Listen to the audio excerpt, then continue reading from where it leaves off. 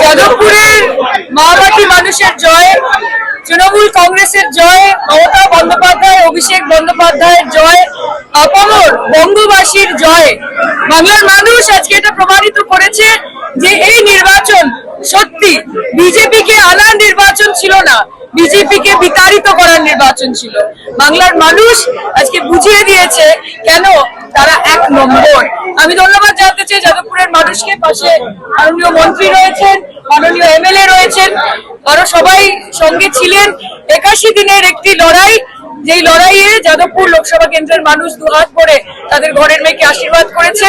তাদের আস্থা আমাদের উপর আগামী দিন থাকবে, বিশ্বাস রাখছি।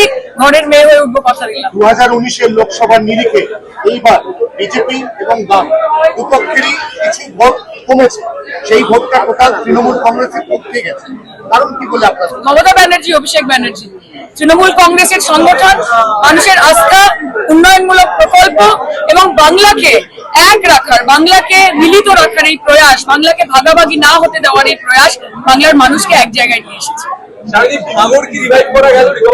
ভাঙড়ে আমরা এখন অব্দি প্রায় 81,000 ভোটে আমরা লিড করেছি। আপনারা জানেন যে 2021 সালে -26,000 মতো ফিগার ছিল। ভাঙড়ের মানুষ দুহাত ভরে আশীর্বাদ করেছেন। ভাঙড়ের মানুষ তথা যাদবপুর লোকসভা কেন্দ্রের প্রত্যেকটি অ্যাসেম্বলিকে আমি নতমস্তকে প্রণাম জানাই। সবার পাশে থাকবো, সবার জন্য কাজ করবো। বাংলা এবং গোটা দেশে ব্যাকফুটে বিজেপি।